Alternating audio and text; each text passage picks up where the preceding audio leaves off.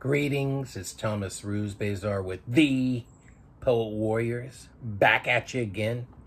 And this time I want to talk about a director selecting a play and what goes behind that process.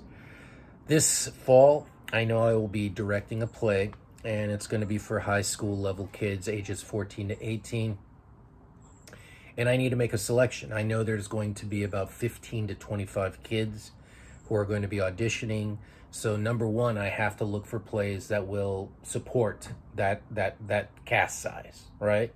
So I start thinking about plays that, number one, I'm interested in directing, because if you're going to be in a 2 or 3 month process and you're just kind of half-hearted, not into the content, the story itself, the play itself, it's gonna be tough. Theater is tough enough as is, but if you're really as an actor or anything involved, especially directing, it's going to be a long haul. So find something that you are interested, of course, right, in the project. I know others do it for other reasons, but that's a pretty important reason. So I started thinking about a play that I came across, and it's titled An Enemy of the People.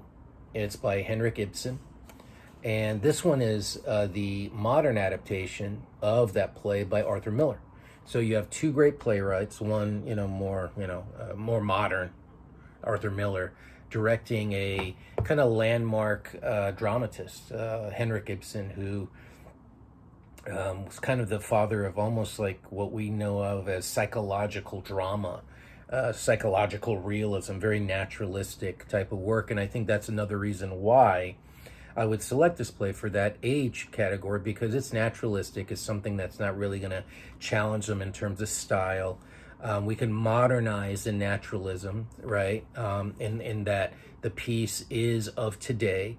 The story centers around a town, and the springs, the natural hot springs water it was a town that was kind of down on its luck, and then they opened up these springs, and tourists start coming, and it became a hot spot. But one of the main characters, Dr. Stockman, a scientist, a chemist, did some tests on the water and found that the water is polluted and it's not healthy. And he tells his brother, Peter, who's the the mayor of the town, hey, look, we have problems. And Dr. Stockman's thinking, oh, I'm going to be a hero. Everyone's going to pat me on the back. My family's going to, I'm going to get well known here. And his brother's like saying, no. We're going to keep the springs open. Let's just, sweep it under the rug, hush it, and let's go as is, right?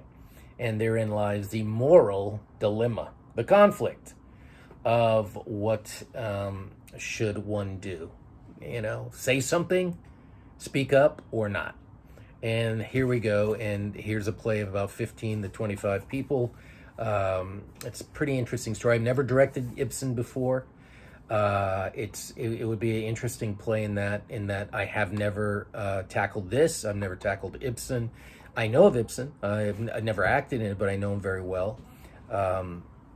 And I would be interested in doing it. Now, another thought I had is I did a snack of this play. It's called St. Joan. It's an old copy. You see, it's all ripped up, but by George Bernard Shaw, Irish playwright. Again, a very, very kind of naturalistic play about Joan of Arc and that the trial and her how should I say, her conflicts with the church, especially in terms of a feminist and male-dominated society or hierarchy, the church hierarchy, the sense of staying true to beliefs, in terms of Joan's character.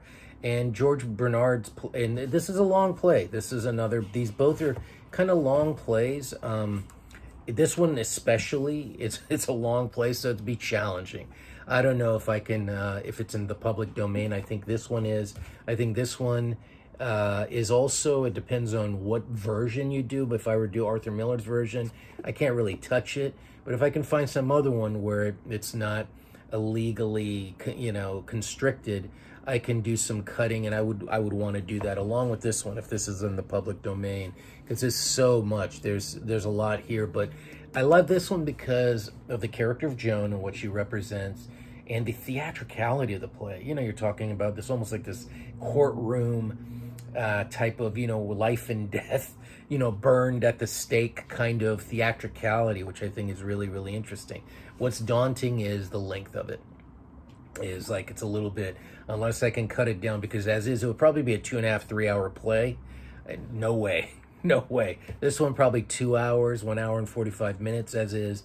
But yeah, those are things that I as I get older, I love things that are a little bit more. You don't have to go over an hour and a half if you can pull it off. Leave them wanting more, and keeping everything. How should I say? Keeping the story intact. There you go. Well, anyway, there's some thoughts about a director choosing a play. So you have to think about budget. You have to think about dates. With the institution that you're working on, how it could fit into your schedule, so forth and so on. All right, fireworks are going off in the background. Maybe it's a good apropos. My dog's running away. I'm not gonna run away. I love it. Peace. Tasty.